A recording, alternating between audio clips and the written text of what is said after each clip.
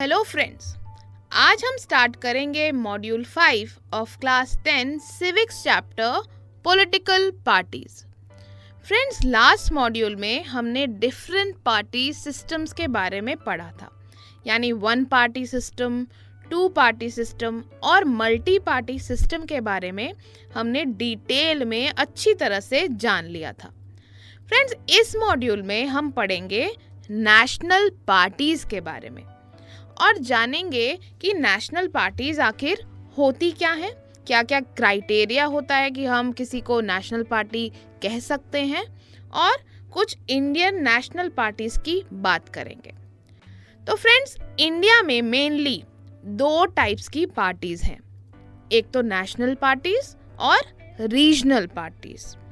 कौन कौन सी टाइप की बताई मैंने आपको? नेशनल पार्टीज और रीजनल पार्टीज। रीजनल यानी कि जो स्टेट वाइज डिवाइडेड होती हैं पार्टीज, वो पार्टीज। फ्रेंड्स, आज हम इन दोनों में से नेशनल पार्टीज की बात करेंगे और रीजनल पार्टीज के बारे में हम आपको आने वाले मॉड्यूल्स में बताएंगे। तो फ्रेंड्स, नेशनल पॉलिटिकल पार्टीज वो होती हैं जो नेशनल लेवल पे काम करती हैं। जो पार्टीज नेशनल लेवल की होती हैं और नेशनल लेवल पे काम करती हैं, कंट्री वाइड पार्टीज जिसको कहते हैं, उनको हम नेशनल पार्टीज कह सकते हैं। तो नेशनल पार्टीज कौन सी हुई? वो पार्टीज जो नेशनल लेवल पे होती हैं, जो नेशनल लेवल पे काम करती हैं, यानी कि कंट्री वाइड, पूरे देश में फैली हुई country wide parties are national parties. Friends, हर पार्टी का इलेक्शन कमीशन में रजिस्टर होना बहुत ज़रूरी है। मतलब भले ही वो नेशनल हो या रीजनल, ये दोनों पार्टीज के लिए ही एप्लीकेबल है कि हर पार्टी का इलेक्शन कमीशन में रजिस्टर होना, ऑफिशियली रजिस्टर होना बहुत बहुत ज़रूरी है। फ्रेंड्स, इलेक्शन कमीशन ने कुछ क्राइटेरिया सेट किया है जो ज़रूरी है कि भाई एक नेशनल पार्टी तभी कहलाएगी अगर ये क्राइटेरिया पे आप खरे उतरते हो। तो इस क्राइटेरिया के बारे में अब हम थोड़ा सा जान लेते हैं। तो पहला क्राइटेरिया है कि टोटल वोट्स के एटलीस्ट 6% वोट्स चाहिए होते हैं, या लोकसभा इलेक्शन में या असेंबली इलेक्शन में इन 4 स्टेट्स। तो किसी भी पार्टी को अगर टोटल वोट्स के, जो टोटल नंबर ऑफ वोट्स हैं, उससे एटलीस्ट 6% वोट मिले हैं, या तो लोकसभा यानी जनरल इलेक्शन में या तो असेंबली इलेक्शन में इन 4 स्टेट्स, तो वो नेशनल पार्टी कहलाने के लिए एप्लीकेबल हो जाएगी। और दूसरी कंडीशन है कि इनके पास लोकसभा में 4 सीट्स, जी हाँ 4 सीट्स होनी चाहिए, तभी इन्हें नेशनल पार्टी का दर्जा दे दिया जाता है। तो कौन कौन से हमने आपको क्राइटेरिया बताए? 2 मेन क्राइटेरिया बताए कि टोटल वोट्स के एटलीस्ट 6% वोट चाहिए होते हैं, या लोकसभा इलेक्शन में या असेंबली इलेक्शन में इन 4 स्टेट्स। और दूसरी कंडीशन है कि इनके पास लोकसभा में 4 सीट्स होनी चाहिए। तो ये पार्टी, जो भी पार्टी होगी, उसको नेशनल पार्टी बोल सकेंगे। फ्रेंड्स, इससे इन्हें फ़ायदा भी होता है, मतलब जो नेशनल पार्टीज होती हैं इनको फ़ायदे भी होते हैं। क्या फ़ायदे? असल में इलेक्शन कमीशन इन पार्टीज़ को कुछ स्पेशल फैसिलिटीज़ देती हैं। वैसे तो friends, election commission of India जो है, इसके लिए हर एक पार्टी इक्वल है, एक समान है, कोई भी फेवरिज्म या पार्शियलिटी वाली बात बिल्कुल नहीं होती। लेकिन ये जो नेशनल पार्टीज़ होती हैं, जो बहुत टाइम से काम कर रही हैं, जो जिनका बहुत नाम है, पॉपुलर हैं, इनको कुछ फ़ायदे होते हैं। ऐसे फ़ायदे कि इलेक्शन कमीशन जो है इन पार्टीज़ को कुछ स्पेशल फैसिलिटीज़ देते हैं। एक तो खुद का ऑफिस मिलता है पार्टी को, और परमानेंट सिंबल मिलता है जो कोई पार्टी यूज़ नहीं कर सकती। मतलब अगर एक पार्टी को वो सिंबल अलॉट कर दिया गया इलेक्शन कमीशन की तरफ से, तो दूसरी कोई भी पॉलिटिकल पार्टी उस सिंबल को टच भी नहीं कर सकती, यूज़ नहीं कर सकती। साथ ही इन पार्टीज़ को, जिनको ये स्पेशल फैसिलिटीज़ मिलती हैं, इसीलिए इन पार्टीज को रिकॉग्नाइज्ड पॉलिटिकल पार्टीज, जी हाँ, रिकॉग्नाइज्ड पॉलिटिकल पार्टीज भी कहा जाता है। तो क्योंकि इनको फैसिलिटीज मिलती हैं जैसे कि ऑफिस, खुद का सिंबल, तो ये सारी फैसिलिटीज इनको रिकॉग्नाइज कराता है, बिल्कुल पहचान करा देता है इनकी as a recognized political party. तो अभी तक हमने क्या पढ़ा? हमने पढ़ा कि इंडिया में मेनली 2 टाइप्स की पार्टीज हैं, नेशनल पार्टीज और रीजनल पार्टीज। तो वो पार्टीज जो नेशनल लेवल पे काम करती हैं, कंट्री वाइड पार्टीज कहलाई जाती हैं, और इन्हीं को हम नेशनल पार्टीज कहते हैं जो कंट्री वाइड काम करती हैं। हर पार्टी का इलेक्शन कमीशन में रजिस्टर्ड होना बहुत ज़रूरी है। इलेक्शन कमीशन ने एक डिटेल्ड क्राइटेरिया सेट किया है जो अगर फुलफिल हो तभी एक पार्टी को नेशनल पार्टी कहा जा सकता है। जो क्राइटेरिया इलेक्शन कमीशन ने सेट किया है वो है कि टोटल वोट्स के एटलीस्ट 6% वोट्स चाहिए होते हैं लोकसभा इलेक्शन या फिर असेंबली इलेक्शन में इन 4 स्टेट्स। और एक और क्राइटेरिया है कि 4 सीट्स लोकसभा में हों तभी नेशनल पार्टी का दर्जा दिया जा सकता है किसी भी पार्टी को।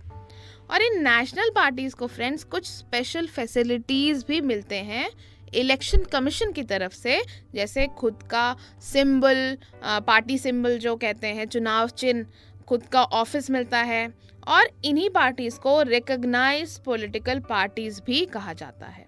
So friends, let us revise this quickly. The parties that work on national level, the country-wide parties, are known as national parties. Every party in the country has to register with the Election Commission. The Election Commission has laid down detailed criteria of the proportion of votes and seats that a party must get in order to be a national party. A party that secures at least 6% of the total votes in Lok Sabha elections or assembly elections in 4 states and wins at least 4 seats in the Lok Sabha is recognized as a national party. Election Commission offers some special facilities to large and established parties like a unique party symbol. Friends, these parties are called recognized political parties. तो friends, ये था national party आखिर होता क्या है, कि मतलब किसको कह सकते हो आप कि नेशनल पार्टी है, क्या क्राइटेरिया है, ये हमने पढ़ लिया। तो फ्रेंड्स, आगे बढ़ते हैं और जानते हैं नेशनल पार्टीज आखिर कितनी हैं इंडिया में। फ्रेंड्स, 2018 के क्लासिफिकेशन के हिसाब से इंडिया में 7 रिकॉग्नाइज्ड नेशनल पार्टीज हैं। कितनी पार्टीज है रिकॉग्नाइज्ड पार्टीज, नेशनल पार्टीज?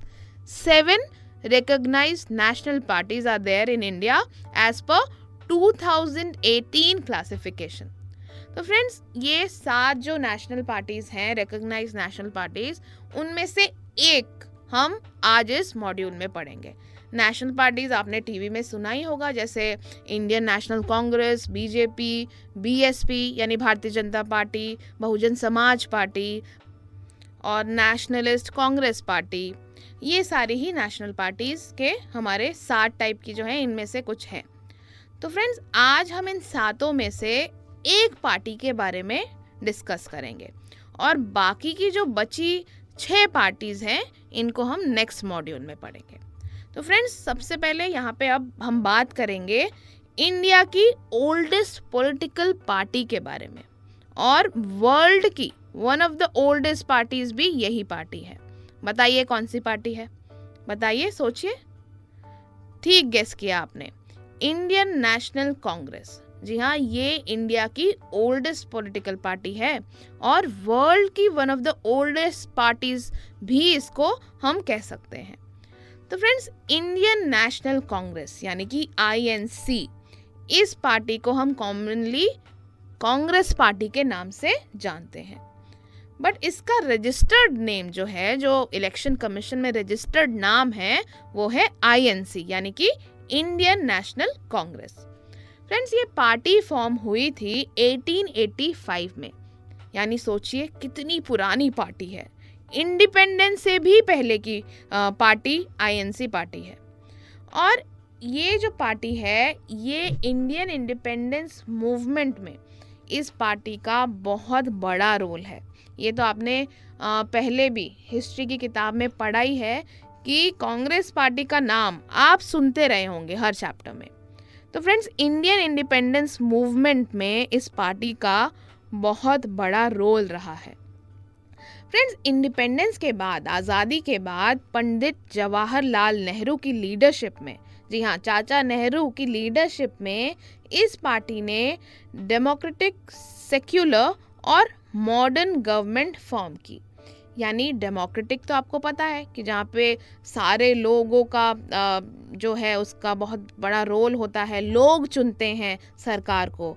और सेक्युलर यानी सब जो मिलजुल के रहेंगे एक फैमिली की तरह, उस तरह की मॉडर्न गवर्नमेंट फॉर्म की जवाहरलाल नेहरू की लीडरशिप में, यानी modern secular democratic Republic in India. Secular, जैसे हमने आपको बताया कि भाई सिटीजन्स एकजुट होके रहें, एक फैमिली बन के रहें, साथ ही सिटीजन्स को अधिकार रहे, ये राइट रहे कि किसी भी फेथ को, रिलीजन को फॉलो कर सकते हैं, सारे बिलीव्स को रिस्पेक्ट मिलेगी, तो इसको हम सेक्युलर कहते हैं। और डेमोक्रेटिक अभी हमने आपको बताया, यानी एक ऐसी गवर्नमेंट जहां लोगों के पास इक्वल पॉलिटिकल राइट्स हो टू इलेक्ट देयर रूलर्स, और साथ ही गवर्नमेंट अकाउंटेबल हो, लोगों को आंसरेबल हो, और गवर्नमेंट कुछ बेसिक रूल्स को फॉलो करते हुए काम करे। और रिपब्लिक यानी कि जो भी जनता ने इलेक्ट किया लीडर, गवर्नमेंट बनाई, उसका सुप्रीम पावर हो, अधिकार हो उसको चलाने का। तो फ्रेंड्स, जवाहरलाल नेहरू की लीडरशिप में इस पार्टी ने डेमोक्रेटिक, सेक्युलर और मॉडर्न गवर्नमेंट फॉर्म की। फ्रेंड्स, ऑलमोस्ट 50 इयर्स तक इस पार्टी ने रूलिंग पार्टी का रोल निभाया। मतलब ये पार्टी ऑलमोस्ट 50 इयर्स तक पावर में रही। स्टेट और नेशनल लेवल पे, दोनों लेवल्स पे इस पार्टी ने काफ़ी रूल किया कई सालों तक। फ्रेंड्स, ये जो कांग्रेस पार्टी है, ये सेंट्रिस्ट पार्टी है, यानी कि ये सोशल इक्वालिटी को मानती है और बैलेंस रखने की कोशिश करती है सोसाइटी में, कि सारे लोग जो हैं वो एक जैसे हों, सोशल इक्वालिटी रहे। तो ये जो कांग्रेस पार्टी है, ये सेंट्रिस्ट पार्टी है। फ्रेंड्स, कांग्रेस पार्टी की पॉलिसी है कि सोसाइटी में न्यू इकोनॉमिक रिफॉर्म्स लाना, वीकर सेक्शंस या कहें माइनॉरिटीज़ का डेवलपमेंट करना, और सेक्युलरिज्म को सपोर्ट करती है ये पार्टी। इकोनॉमिक रिफॉर्म्स लाना यानी कि जो मॉनेटरी टर्म से, पैसों से जुड़े हुए रिफॉर्म्स हैं, चेंजेस हैं, वो आते रहने चाहिए ताकि जो कंट्री का ग्रोथ हो वो होता रहे। साथ ही जो वीकर सेक्शंस हैं, जो माइनॉरिटीज़ हैं, उनका डेवलपमेंट हो, इसके लिए वो काम करते हैं। और सेक्युलरिज्म यानी सारी जनता, सारे रिलीजन्स को रिस्पेक्ट मिले, सब एकजुट होके रहें। तो ये सारे उनके कुछ बेसिक बिलीव्स हैं जिनको वो फॉलो करते हैं। तो फ्रेंड्स, आईएनसी यानी इंडियन नेशनल कांग्रेस के बारे में हमने क्या क्या पढ़ा, एक बार दोहराते हैं। तो आईएनसी इंडिया की ओल्डेस्ट पॉलिटिकल पार्टी है और वर्ल्ड की भी वन ऑफ द ओल्डेस्ट है, जो 1885 में यानी इंडिपेंडेंस से भी पहले फॉर्म हुई थी। फ्रेंड्स, इसे हम पॉपुलरली कांग्रेस के नाम से जानते हैं। इंडियन इंडिपेंडेंस मूवमेंट में इस पार्टी का बहुत इम्पोर्टेंट रोल रहा है। ऑलमोस्ट 50 इयर्स तक इस पार्टी ने रूलिंग पार्टी का रोल निभाया है। स्टेट और नेशनल लेवल दोनों में इसको मेजर रोल मिला है, यानी दोनों लेवल्स पे, बीट नेशनल बीट स्टेट, इसका मेजर रोल हमेशा से रहा है 50 इयर्स तक ऑलमोस्ट। फ्रेंड्स, कांग्रेस पार्टी की आइडियोलॉजी है न्यू इकोनॉमिक रिफॉर्म्स लाना, सोसाइटी के वीकर सेक्शंस को डेवलप करना और सेक्युलरिज्म को सपोर्ट करती है ये पार्टी। फ्रेंड्स, कांग्रेस पार्टी एक सेंट्रिस्ट पार्टी है, यानी कि ये चीज़ों को बैलेंस करके चलती है, यानी सोसाइटी में इक्वालिटी बना के रखना चाहती है। तो friends, let us revise INC, that is Indian National Congress, once again. So friends, INC is popularly known as the Congress Party. It is one of the oldest parties of the world. It was founded in 1885. It played an important role in Indian independence movement. It played a dominant role in Indian politics at the national and state level for several decades after India's independence. Friends, Congress Party is a centrist party. It supports secularism and it is in favor of development of weaker section. And it also supports new economic reforms. तो friends, ये था हमारा module और हमने module के and में national parties के बारे में अच्छे से जान लिया है कि नेशनल पार्टीज आखिर होती क्या हैं, और 7 रिकॉग्नाइज्ड नेशनल पॉलिटिकल पार्टीज हैं, जिनमें से एक INC, इंडियन नेशनल कांग्रेस के बारे में हमने अच्छे से जान लिया है, और बाकी 6 हम नेक्स्ट मॉड्यूल में पढ़ेंगे. तो फ्रेंड्स, अब टाइम है एक्सरसाइजेस का. So let's start with the exercises.